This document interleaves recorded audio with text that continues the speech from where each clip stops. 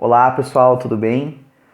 Eu sou o professor Felipe Pereira, caso você não me conheça, e esse vídeo é dedicado ao edital do Enem que foi lançado ontem, no dia 31 de março de 2020.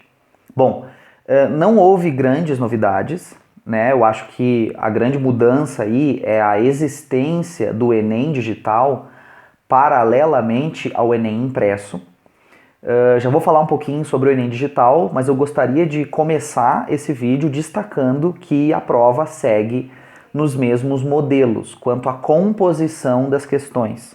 Seguem sendo 45 questões nas 4 áreas, 45 de matemática, 45 de ciências da natureza, 45 de ciências humanas e 45 de linguagens.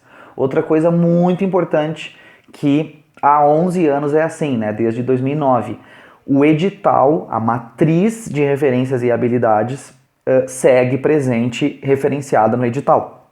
O edital deixa muito claro, as questões do Enem seguem sendo feitas pela matriz que você pode acessar. Aí você abre a matriz ali, na verdade não dá para clicar direto porque é a Diário Oficial da União, então a gente copia o endereço, né, coloca no navegador e está lá a matriz de competências e habilidades da prova de linguagens. Eu estou falando especificamente de todas, né? Mas eu falo de linguagens, que é a que eu preparo os meus alunos mais diretamente. Então, como eu faço há pelo menos 6 anos do meu trabalho, estudamos a partir da matriz de referência e habilidades, que é o que prova que a prova de linguagens não é de interpretação, que na verdade nenhuma das provas do Enem é de interpretação, como se costuma dizer por aí em todos os lugares, né? Aqui não é uma crítica a uma ou outra pessoa, mas a uma pandemia mitológica que realmente acredita que o Enem é uma prova de interpretação,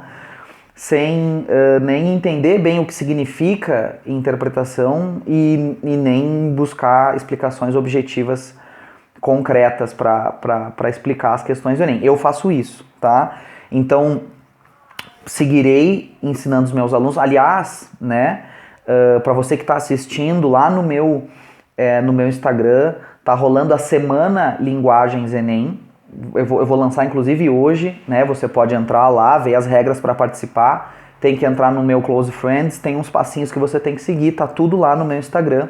Então, se você quer aprender como entender a matriz de habilidades do Enem, que tá confirmada pelo edital, né, como a matriz que vai gerar as questões do Enem 2020, como vem acontecendo há 11 anos, tá? Se você quer aprender que a prova de linguagens não é de interpretação, se você quer sentir isso na pele e ser autônomo na sua forma de fazer as questões e acertar mais questões em menos tempo e com menos sofrimento, vai lá no meu Instagram e se inscreve, tá? Na Semana Linguagens Enem. Bom, vamos às datas, né? Datas que vocês têm que anotar. Eu anotei aqui para não passar nenhuma informação errada. Primeira coisa, tá? A solicitação da isenção, ou seja, pessoas que têm direito a fazer o Enem 2020 de graça, podendo não gastar os 85 pila, né, que são uma pequena facadinha.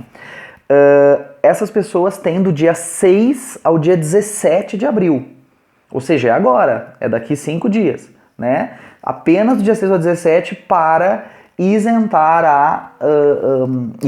para solicitar, eu ia falar isentar a solicitação, é solicitar a isenção para fazer o Enem 2020 de graça, tá? Os critérios para poder pedir essa isenção são bem parecidos ao ProUni, tem que ser estudante de escola pública, o ensino médio, ou ter feito em escola particular com bolsa, e tem um limite de renda familiar para a pessoa poder, tá tudo lá no edital, aliás, vocês têm que ler. Por mais que eu esteja aqui passando as informações mais importantes, nada substitui a sua leitura do edital. Afinal de contas, é o edital que regula a prova, que vai definir o seu futuro, né? Eu tô aqui para ajudar, tem a ver com a minha vida também, afinal a minha vida é prepará-los e prepará-las para essa prova, mas é importante que vocês leiam, tá? Uma coisa importante é, caso você tenha solicitado a isenção da taxa no Enem 2019, ou seja, você se inscreveu no Enem de Graça 2019, não foi fazer, você tem que justificar a sua ausência no Enem 2019 para poder solicitar agora. Bem lógico, né? Quer dizer, você solicitou de graça no ano passado, não foi fazer o Enem. Bom, o que o governo está dizendo? Tudo bem, querido. Te respeito só assim. Por que tu não foi ano passado? Se tu me justificar direitinho, né, eu deixo tu fazer de graça esse ano. Então, tanto o período para justificativa da ausência no ano passado, em caso de você ter pedido a isenção e ter faltado ano passado, quanto a solicitação dessa isenção é do dia 6 ao 17 de abril. Começa agora o prazo, tá? Bom, quanto às datas para inscrição, como já vem acontecendo há vários anos, é sempre em maio, né? E nesse ano é do dia 11 a 22 de maio. 11 a 22 de maio, pelo amor de Deus, não percam essas datas para se inscrever no Enem. Tanto no Enem tradicional, no Enem impresso, quanto no Enem digital. Muito importante, uma informação que eu estou repetindo e vocês não podem deixar passar. Quem se inscreve no Enem digital não pode fazer o Enem impresso. E não pode trocar depois da inscrição confirmada. Tá? E vice-versa. Quem fizer o Enem, se inscrever no Enem impresso não pode fazer no Enem digital. Tá? O Enem tradicional, o Enem impresso, segue sendo nos dias 1º e 8 de novembro. No primeiro dia, redação, linguagens e humanas. No segundo dia, matemática e natureza. Como foi já no ano passado, em 2 domingos. Tá? Essas datas de 1º e 8 de novembro já estavam previstas, né? O Enem digital vai ser realizado de 2 a 3 semanas antes, ou seja, no dia 11 a 18, dia 11 de outubro e 18 de outubro, é o Enem digital. O Enem digital não pode ser feito em casa, tá? Então vocês têm que ir até um local, não está disponibilizado em todas as cidades, são só em algumas. Eu vou falar das 3 cidades do Rio Grande do Sul, porque tem mais gente do Rio Grande do Sul me seguindo, afinal de contas, né? Eu sou de lá. É Porto Alegre, Bento Gonçalves e Santa Cruz do Sul. Somente nessas 3 cidades é possível fazer o Enem digital. Então você tem que ir até o local e o governo vai disponibilizar computadores. São apenas 100 mil vagas, por isso há essa limitação, né? A redação segue sendo escrita à mão, então a redação não vai ser digitada, vai ser escrita a punho, tá? Sinceramente, eu não vejo muita razão para você fazer o Enem digital agora. Né, você sabe, a gente já está acostumado, né? A ideia é que em 2024, 25, 26 ou até um pouquinho depois é que se torne o Enem apenas digital. A ideia do atual governo é ir digitalizando, né, para economizar papel. Essa que é a ideia. Eu achei meio estranho essa justificativa de economizar papel e a inscrição para o Enem digital segue tendo o mesmo preço, né? Eu esperava algum desconto, né? Para ter algum, enfim, tá? Mas muito importante, se inscreve numa modalidade, não se inscreve em outra. Uma coisa interessante para a gente começar o final desse vídeo percebam que no dia 11 de outubro teremos uma prova de linguagens, Enem 2020, e de redação. E no dia 1º de novembro teremos outra prova de linguagens e de redação, Enem 2020. Então a gente vai ter 2 Enems 2020, né? Primeira aplicação. 2 Enems 2020, primeira aplicação, porque todo ano a gente tem a primeira aplicação e a aplicação para o sistema prisional, né? Chama de PPL, Pessoas Privadas de Liberdade. Para pessoas que estão em situação de cárcere, estão presas, né? E têm direito a fazer o Enem, tá? Para entrar na universidade depois, enfim, podem fazer um enseja também para concluir o ensino médio. Agora, o que é interessante notar? A pessoa que fizer a prova de redação do dia 11 de outubro vai concorrer com a sua nota com a pessoa que fizer a prova de redação de 1º de novembro, ou seja, vão ser temas diferentes. São provas de linguagens completamente diferentes. Linguagens, matemática, natureza e humanas. Eu vou comentar sobre linguagens, que é a minha área. E por que tá tudo bem?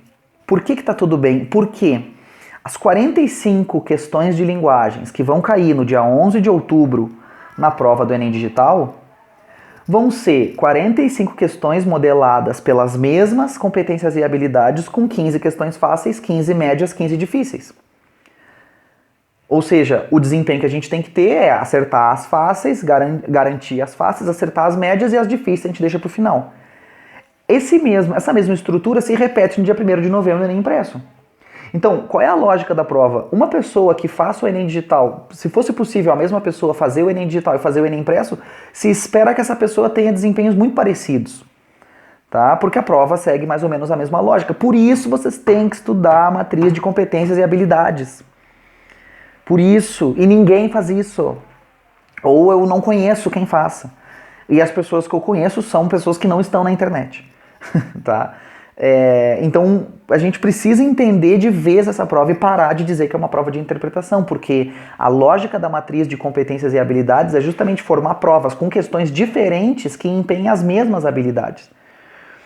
Portanto, uma pessoa que erre as questões fáceis no dia 11 de outubro, também se espera que ela vai errar as fáceis no dia 1º de novembro. Ah, Felipe, mas isso é subjetivo. Se nós estudarmos o edital, que são as competências e habilidades, não é subjetivo. É algo bem objetivo, por sinal. Tá? Então, vamos viver aí esse novo Enem 2020.